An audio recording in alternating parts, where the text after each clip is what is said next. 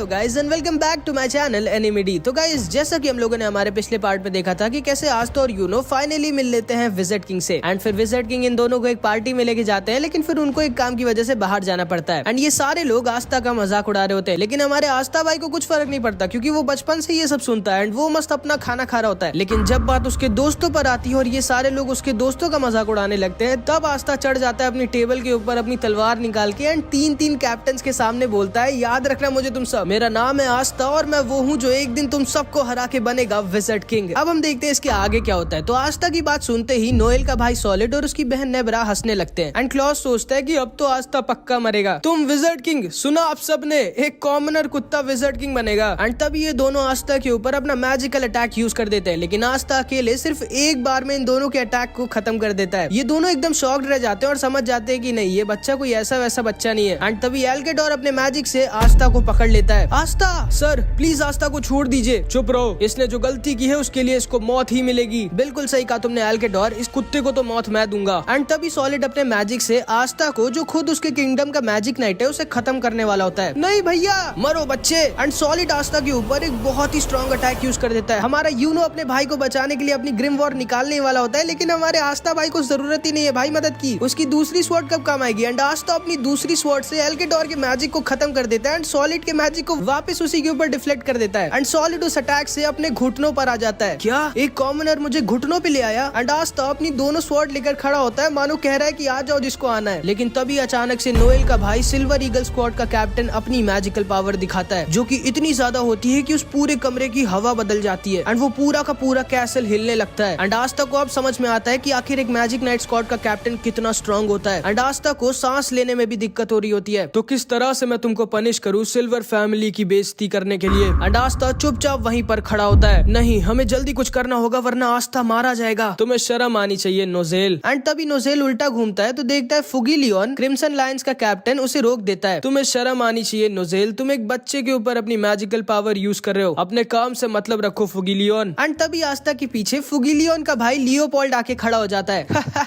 सही कहा था मिमोसा ने, तुम तो बहुत फनी हो। पास्ता पास्ता पास्ता नहीं आस्था, अच्छा नाश्ता, तुम मुझे पसंद है, आज से तुम मेरे राइवल हो। चलो देखते हैं हम दोनों में पहले विजिट किंग कौन बनता है। माफ करना भाई, लेकिन मेरा राइवल वो है यूनो। कोई नहीं खस्ता, आज से मैं भी तुम्हारा राइवल हूँ, ठीक है? नोएल और क्लॉस दोनों खुश हो जाते हैं कि चलो आस्था बच तो गया। लेकिन तभी हम देखते हैं इन दोनों की आपस में लड़ाई हो जाती है। विजिट किंग ने खुद उस बच्चे को बुलाया है, तुम्हें थोड़ी सी रिस्पेक्ट करनी चाहिए उस बच्चे की। क्या एक नोबल फैमिली का होने के बाद भी एक कॉमनर की इज्जत की बात कर रहे हो तुम सारे क्रिम्सन लायंस के लोग बिना दिमाग के पैदा होते हैं क्या बोला तुमने? जो तुमने सुना। एंड ये दोनों अपनी मैजिकल पावर अनलीश कर देते हैं, जो कि इतनी ज्यादा होती है कि आस्था को यकीन नहीं होता कि कोई इतना स्ट्रॉन्ग कैसे हो सकता है। ये दोनों तैयार हो जाते हैं एक दूसरे से लड़ने के लिए, लेकिन तभी एक गार्ड जो एकदम डरा हुआ होता है वो दरवाजा खोलता है। सर रॉयल कैपिटल के ऊपर अटैक हो गया है, हमारे क्लोवर किंगडम के ऊपर अटैक हो गया है। क्या? किसने किया? इधर हम देखते हैं क्लोवर किंगडम के ऊपर एक आदमी ने अटैक कर दिया होता है जिसका नाम डेड होता है एंड इसके पास मैजिकल पावर होती है ज़ॉम्बीज़ को समन करने की, जो मर ही नहीं सकते चाहे उन पर जितना अटैक करो। एंड इसीलिए ये सारे मैजिक नाइट डेड को रोक नहीं पा रहे होते एंड वो पूरा का पूरा क्लोवर किंगडम तबाह कर रहा होता है और क्लोवर किंगडम के लोगों को मार रहा होता है। ये कैसे हो सकता है? क्लोवर किंगडम के ऊपर कोई अटैक करे और हमें पता भी ना चले? हमारे क्लोवर किंगडम को तो मैजिक नाइट्स अपने बैरियर से बचा के रखते हैं। जरूर से ये किसी क्लोवर किंगडम के अंदर के आदमी का काम है, लेकिन कौन है जो क्लोवर किंगडम को अंदर से धोखा दे रहा है? एक मिनट, ये सब सोचने का टाइम नहीं है अभी, लोग वहाँ बाहर मर रहे हैं। आप लोग करो सोच विचार, मैं तो जा रहा हूँ लोगों को बचाने। ओए पागल लड़के, कहाँ जा रहे हो तुम? तुम्हें पता भी है कहाँ जाना है?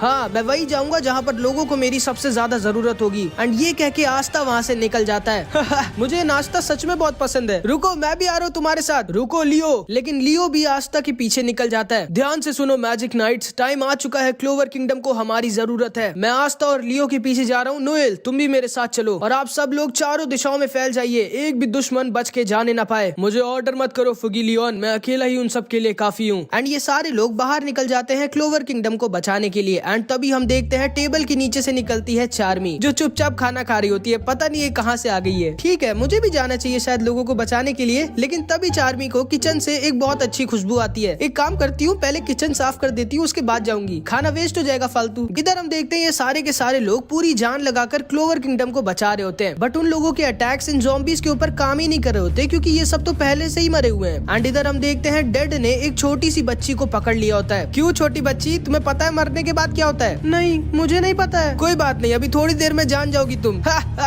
नहीं प्लीज। एंड डेड इस बच्ची को खत्म करने वाला होता है, लेकिन तभी आस्था वहाँ पर पहुँच जाता है। उस लड़की से दूर रहना, वरना तुम्हें पहले पता लग जाएगा कि मरने के बाद क्या होता है। एक ब्लैक बुल्स जैसी घटिया स्क्वाड का मेंबर मुझसे कह रहा है कि वो मुझे हराएगा, मेरी आर्मी से लड़ो पहले। लेकिन तभी डेड देखता है कि आस्था ने पहले ही उसकी पूरी आर्मी निपटा दी होती है। एंड ये लड़की आस्था के पास आ जाती है। ये कैसे किया इस लड़के ने? मेरे ज़ॉम्बीज़ को इसने सुला कैसे दिया? क्योंकि असल में आस्था की स्वॉर्ड एंटी मैजिक होती है, एंड ये ज़ॉम्बीज़ तो बने मैजिक के ही हैं, इसीलिए ये ज़ॉम्बीज़ आस्था के सामने कुछ भी नहीं थे। चिंता मत करो बच्ची, मेरे रहते तुम्हें ये छू भी नहीं सकता। अच्छा, मैं समझ गया तुम कौन हो। तुम वही हो जिसने आइस को हराया था, एक मैजिकलेस लूजर जिसके पास एक एंटी मैजिक स्वॉर्ड है। एंड आस्था डेड की तरफ अपनी तलवार लेके भागता है, लेकिन तभी डेड अपने 4 सुपर सोल्जर्स में से एक सोल्जर को समन कर देता है। बाहर आओ सोल्जर नंबर 4, जिसका नाम जिमी होता है। एंड जिमी का अटैक आस्था को लग जाता है। एंड जिमी के पास मैजिकल पॉइजन की पावर होती है, जिससे आदमी बहुत ज्यादा कमजोर हो जाता है और धीरे धीरे पैरालाइज होने लगता है। इधर हम देखते हैं ये सारे के सारे मैजिक नाइट्स इन सबको मार रहे होते हैं, और ये ज़ॉम्बीज़ होते तो बहुत ज्यादा है, बट बहुत वीक भी होते हैं। नोज़ेल सोचता है आखिर इन अटैक्स का मतलब क्या है? इन वीक ज़ॉम्बीज़ के साथ ये कभी क्लोवर किंगडम पे कब्जा नहीं कर सकता। कहीं इन लोगों का मकसद हमें बिजी रख के हमारे किंग को तो किडनैप करना नहीं है। इसके बाद हम क्लोवर किंगडम के किंग को देखते हैं। क्या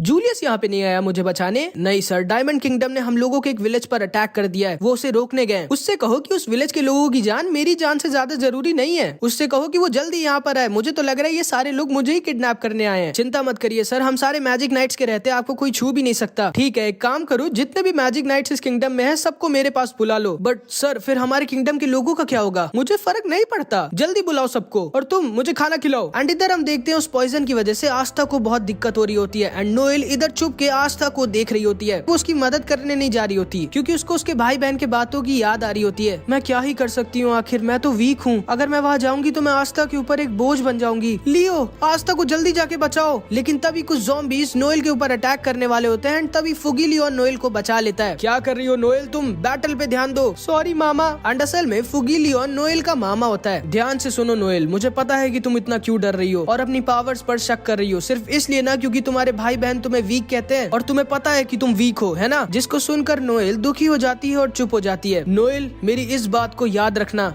वीक होने में कोई बुराई नहीं है, वीक रहने में बुराई है। ट्रेनिंग करो और ज्यादा स्ट्रांग बनो, ताकि तुम्हारे भाई बहन दोबारा तुमसे ये ना कह पाए। जिसको सुनते ही नोएल की आंखें खुल जाती हैं। ये सही तो कह रहे हैं, आस्था भी हमेशा से इतना स्ट्रांग नहीं था, वो भी कभी न कभी वीक था, और अगर आस्था ट्रेनिंग करके स्ट्रांग हो सकता है तो मैं भी हो सकती हूँ। एंड इधर हम देखते हैं आस्था डेड और जिमी के ऊपर अटैक नहीं कर पा रहा होता, क्योंकि उसे उस बच्ची को बचाना होता है जो बहुत ज्यादा डरी हुई होती है। नेरो भी इस बच्ची को संभाल रही होती है, लेकिन तभी नोएल अपने मैजिक से उस बच्ची के ऊपर एक बैरियर बना देती है। ओए गधे, जाओ बिना किसी टेंशन के इस आदमी से लड़ो और इसकी बैंड बजा दो। थैंक यू नोएल, तुम सच में बहुत कमाल हो यार। चुप रहो और जाके लड़ो। एंड आस्था के पास कुछ और ज़ॉम्बीज़ आ जाते हैं, लेकिन उनको लियो संभाल लेता है। इन छोटे मोटे ज़ॉम्बीज़ को मैं तुम्हारे पास आने भी नहीं दूंगा, पास्ता, जाओ। एंड अब आस्था के ऊपर कोई टेंशन नहीं होती, एंड वो तैयार हो जाता है डेड की बैंड बजाने के लिए। वो अपनी दूसरी स्वॉर्ड निकालता है एंड लट्टू बन जाता है भाई। एंड जिमी के ऊपर सिर्फ एक अटैक करता है और जिमी को हरा देता है। बहुत अच्छे खस्ता, वाह ये भैया कितने स्ट्रॉन्ग है। तुम्हारी इतनी हिम्मत कि तुमने मेरे जिमी को हरा दिया, लो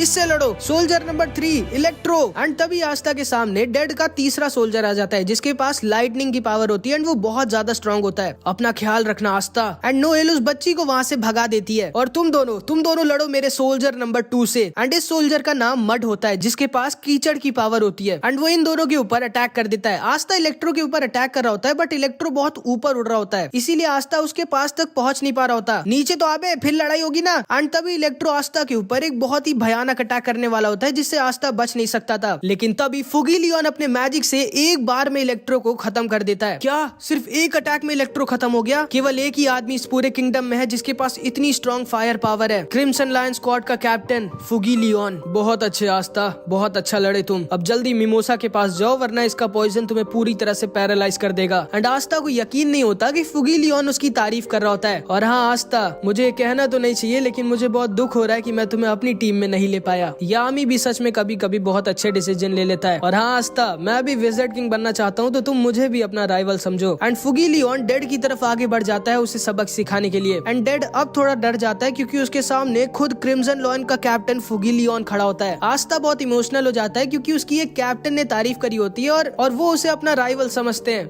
फुगी लियोन सर, मैं भी आपके साथ लड़ूंगा। एंड आस्था डेड की तरफ भागता है। चुप रहो, जल्दी मिमोसा के पास जाओ, वरना पैरालाइज हो जाओगे तुम। मैं देख सकता हूँ वो पॉइजन बहुत तेजी से फैल रहा है तुम्हारी बॉडी में। और लियो, तुम्हें मेरी मदद चाहिए क्या? बिल्कुल भी नहीं भैया। एंड तभी लियो अपने मैजिक से डेड के सोल्जर नंबर 2 का अंडा फ्राई बना देता है। भाई आस्था को यकीन नहीं होता कि ये दोनों भाई कितने कूल हैं। अब तुम नहीं बच सकते डेड। ये बताओ कि तुमने क्लोवर किंगडम के ऊपर अटैक क्यों किया? आखिर क्या दुश्मनी है तुम्हारी क्लोवर किंगडम से? शायद मैं आपको याद नहीं हूँ कैप्टन, मैंने पिछले साल एंट्रेंस एग्जाम दिया था और मैं इतना ज्यादा स्ट्रॉन्ग था, लेकिन फिर भी आप लोगों में से किसी ने मुझे अपनी टीम में नहीं लिया। क्यों? क्या तुम्हें शर्म आनी चाहिए? सिर्फ इतनी सी बात के लिए तुमने क्लोवर किंगडम के ऊपर अटैक कर दिया और इतने सारे लोगों को जान से मार दिया। तुम्हें इसकी बहुत बड़ी सजा मिलेगी।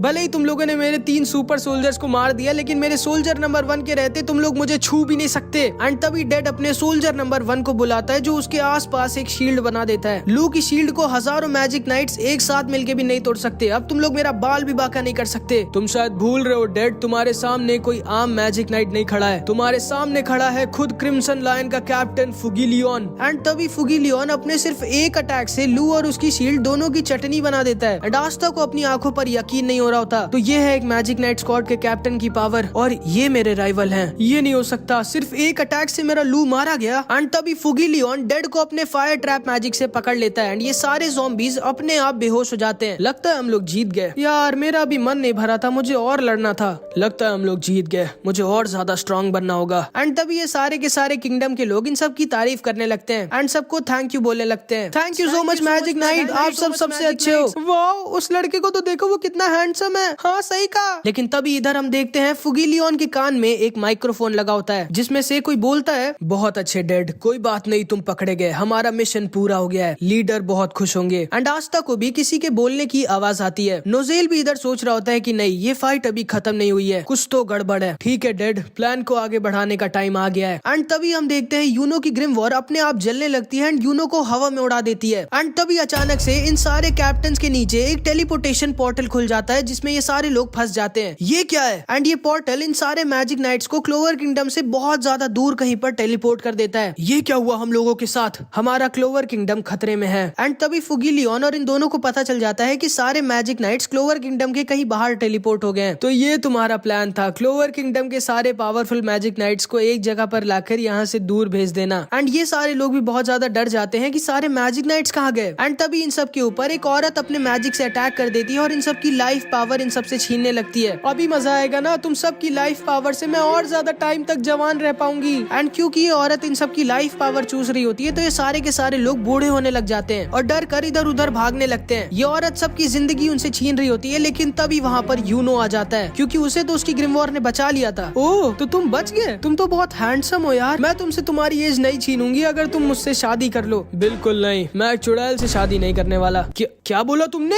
चुड़ैल? एंड इन दोनों की आपस में लड़ाई हो जाती है। यूनो सोचता है कि आखिर इन लोगों का प्लान क्या है। इन लोगों ने सारे मैजिक नाइट्स को दूर भेज दिया है, कहीं ये किंग को तो किडनैप करना नहीं चाहते। तो अब मुझे समझ में आ रहा है कि तुमने क्लोवर किंगडम के ऊपर अकेले अटैक नहीं किया था, तुम्हारे साथ 2 लोग और हैं। कहाँ हैं वो दोनों? जिसपे डेड कुछ भी नहीं बोलता। आखिर क्या है तुम लोगों का प्लान डेड? क्योंकि अगर तुम लोग किंग को किडनैप करने की सोच रहे हो तो वो तुम लोगों की बहुत बड़ी बेवकूफी होगी, क्योंकि किंग के पास अभी सारे के सारे मैजिक नाइट्स और बाकी के कैप्टन्स हैं। एंड तभी डेड जोर जोर से हंसने लगता है। किसने कहा कि हम यहाँ पर किंग को किडनैप करने आए हैं? तुम जानना चाहते हो फुगिलियन हम लोग यहाँ पर क्यों आए हैं? तुम्हारे लिए। हम सब यहाँ पर तुम्हें किडनैप करने आए फुगिलियन। क्या? ये तीनों डेड की बात को सुनकर शॉक्ड रह जाते हैं। एंड तभी फुगिलियन के पास भी एक टेलीपोर्ट पोर्टल खुल जाता है और फुगिलियन भी वहाँ से टेलीपोर्ट हो जाता है और एक अजीब सी जगह पर पहुंच जाता है। यूनो इधर इस चुड़ैल के साथ लड़ रहा होता है, बट इस चुड़ैल के अटैक्स यूनो को लग जाते हैं, जिसकी वजह से यूनो को दिखाई और सुनाई देना बंद होने लगता है। पता है मेरे अटैक से क्या होगा? तुम्हें दिखाई और सुनाई देना बंद हो जाएगा और फिर तुम बेहोश हो जाओगे, और उसके बाद मैं तुम्हें अपने साथ मेरे घर लेके चलूंगी, जहाँ पर तुम जिंदगी भर मेरे गुलाम बन के रहोगे। यूनो इसको मारने की कोशिश करता है, लेकिन उसका निशाना लग ही नहीं रहा होता, क्योंकि अब यूनो को दिखाई और सुनाई देना दोनों बंद होने लगता है। यूनो को समझ नहीं आ रहा होता कि अब वो क्या करे। नहीं, ऐसे ही चलता रहा तो मैं इसे नहीं हरा पाऊंगा, मुझे कुछ करना होगा। लेकिन मैं क्या करूं? मुझे दिखाई और सुनाई दोनों ही नहीं दे रहा है, और मैं उस स्पिरिट मैजिक का भी यूज नहीं कर सकता। आखिर क्या करूं मैं? एंड तभी यूनो बेहोश होने वाला होता है, लेकिन तभी विंड स्पिरिट सिल्फी दोबारा से जाग जाती है और उसके सामने खड़ी हो जाती है। एक मिनट, ये तो विंड स्पिरिट सिल्फी है, ये कहाँ से आई इस बच्चे के पास? इम्पॉसिबल। एंड तभी यूनो की wind spirit Sylphie tornado cannon का यूज करती है एंड इस औरत को एक बार में हरा देती है और इन सारे के सारे लोगों के पास उनकी एज वापस लौट जाती है और सारे लोग वापस से यंग हो जाते हैं। एंड ये चुड़ैल सीधे जाके कैसल के किचन में क्रैश करती है जहाँ पर चार्मी खाना खा रही होती है। एंड अब जाके हम इस चुड़ैल का असली चेहरा देखते हैं। सर, हमें यहाँ से निकलना होगा, हम पर अटैक हुआ है। हाँ ठीक है। बिल्कुल नहीं, मुझे पता होता कि उस लड़के के पास विंड स्पिरिट है तो मैं उससे कभी ना लड़ती। मुझे जल्दी किसी की लाइफ एनर्जी एब्जॉर्ब करनी होगी। एंड तभी इस बूढ़ी चुड़ैल को अपने सामने चार्मी दिखती है एंड वो चार्मी की तरफ आगे बढ़ने लगती है उसकी लाइफ एनर्जी उससे छीनने के लिए। एंड चार्मी को लगता है कि वो उसका खाना छीनने आ रही है उससे। नहीं, बिल्कुल भी नहीं, मेरे खाने से दूर रहो, मैं तुम्हें नहीं दूंगी। लेकिन ये बूढ़ी औरत चार्मी की तरफ आगे बढ़ती हुई जा रही होती है। नहीं, मुझे उसे जल्दी रोकना होगा वरना वो किसी और की एज एब्जॉर्ब करके दोबारा से स्ट्रॉन्ग हो जाएगी। एंड इधर हम देखते हैं चार्मी कई बार इसको मना करती है मेरे खाने से दूर रहो, लेकिन ये उसकी तरफ आगे बढ़ती ही आ रही होती है। एंड अब चार्मी का दिमाग खिसक जाता है। मैंने कहा ना मेरे खाने से दूर रहो, तुम्हें समझ में नहीं आता। एंड चार्मी अपना मैजिक यूज करती है, hungry sheep magic. And Charmy की मैजिकल शीप उल्टा इस चुड़ैल का सारा मैजिक पावर एब्जॉर्ब कर लेती है एंड इसको एक ऐसा पंच मारती है कि अब ये सीधा कीका टाउन के बाहर जाके गिरेगी। दोबारा मेरे खाने को मुझसे छीनने की सोचना ही मत। लेकिन तभी जैसे ही इसका मैजिक खत्म होता है चार्मी का खाना नीचे गिरने वाला होता है। नहीं, मेरा खाना, कोई बचाओ उसे। लेकिन तभी उसके खाने को यूनो बचा लेता है। तो ये है वो लड़की जिसने अभी उसे हराया और ये तो आज तक स्क्वाड की है। एंड यूनो चार्मी को उसका खाना वापस कर देता है। तुम ठीक तो हो ना? एंड तभी चार्मी यूनो को देखती है और उसको यूनो से प्यार हो जाता है क्योंकि एक तो उसने उसके खाने को बचाया, ऊपर से वो दिखता भी इतना अच्छा है। साला, मुझे क्यों जलन हो रही है इससे? Thank you so much. आपका नाम क्या है वैसे मेरे प्रिंस? हाँ, प्रिंस यूनो। लेकिन तभी यूनो वहीं पर बेहोश हो जाता है और चार्मी उसे और अपने खाने दोनों को अपने मैजिक पावर से बचा लेती है। शायद ये मेरी जिंदगी का बेस्ट डे है। एंड यहाँ पे इन लोगों का सब सेटल हो जाता है। लेकिन इधर हम फुगीलियन को देखते हैं जो एक अजीब सी जगह पर घूम रहा होता है। लेकिन तभी उसके सामने हमारी एनिमे का मेन विलेन आ जाता है। नहीं, ये नहीं हो सकता। एंड इधर लियो डेड को गुस्से से पकड़ लेता है। जल्दी बताओ तुमने मेरे भाई को कहाँ भेजा है? नहीं लियो, फुगीलियन सर को इसने नहीं भेजा है। जिसने भी उसे भेजा है वो जरूर हमारे आसपास कहीं है। एंड आज तो पूरी ध्यान लगाकर सुनता है और उसको उन चारों के अलावा एक और हार्ट बीट सुनाई देती है। एंड वो तुरंत उस हार्ट बीट की तरफ भागता है एंड वो डेड के टीममेट को ढूंढ लेता है जो वहीं ज़ॉम्बीज के बीच में छुपा होता है जिसके पास टेलीपोर्टेशन की पावर होती है। एंड इसका नाम ओबिटो होता है। यार, तुम मुझे ढूंढ भी कैसे सकते हो जब मैंने मास्क पहना था? जानवर हो क्या तुम बच्चे? लेकिन कोई बात नहीं, हमारा मिशन पूरा हो चुका है। एंड तभी इन लोगों के बगल में फुगीलियन गिर जाता है जिसका एक हाथ कट चुका होता है एंड वो बस मरने ही वाला होता है। नोएल, लियो और आस्था बहुत ज्यादा डर जाते हैं। भैया! एंड अपने भाई की हालत को देखकर लियो एकदम सदमे में आ जाता है एंड तभी डेड लियो के ऊपर एक अटैक यूज कर देता है और लियो दूर जाकर गिर जाता है। डेड, हमारा मिशन पूरा हो चुका है, हमें यहाँ से निकलना होगा। एंड तभी ओबिटो अपने टेलीपोर्टेशन मैजिक से डेड के साथ वहाँ से भागने लगता है। नहीं, मैं इसको जाने नहीं दे सकता, मुझे कुछ करना होगा। लेकिन मैं क्या करूँ, मैं तो हिल भी नहीं पा रहा। एंड तभी आस्था अपना दिमाग लगाता है और अपनी स्वॉर्ड को डेड के टेलीपोर्टेशन मैजिक के ऊपर फेंक देता है एंड वो दूर से ही ओबिटो की टेलीपोर्टेशन मैजिक को खत्म कर देता है। एंड तभी आस्था उसके पास आकर उसको एक हेडबट मार देता है। ओबिटो दोबारा से डेड को लेके वहाँ से भागने की कोशिश करता है लेकिन फिर से आस्था उसको अपनी दूसरी स्वॉर्ड से रोक देता है। एंड अब आस्था डेड को यहाँ से जाने नहीं देने वाला था, लेकिन जिमी के पॉइजन की वजह से आस्था धीरे धीरे पैरालाइज हो रहा होता है एंड उसे चलने में भी बहुत दिक्कत हो रही होती है और उसके पास अब ज्यादा टाइम नहीं बचा है। लेकिन फिर भी वो अपनी तलवार लेकर डेड की तरफ किसी तरह बढ़ रहा होता है। डेड सोचता है कि आखिर कौन है ये लड़का? जिमी के इतने स्ट्रॉन्ग पॉइजन के बाद भी ये हिल भी कैसे रहा है? ओबिटो को समझ में नहीं आ रहा था कि वो क्या करे क्योंकि वो डेड को अकेले छोड़ के नहीं भाग सकता था और सारे के सारे मैजिक नाइट्स कभी भी यहाँ पर वापस लौट जाएंगे। लेकिन तभी डेड और ओबिटो के बाकी के टीममेट्स भी वहाँ पर आ जाते हैं। तुम्हें शर्म आना चाहिए डेड, तुम एक बच्चे को नहीं हरा पा रहे। एंड आस्था को डेड और ओबिटो के अलावा 5 और लोग घेर लेते हैं।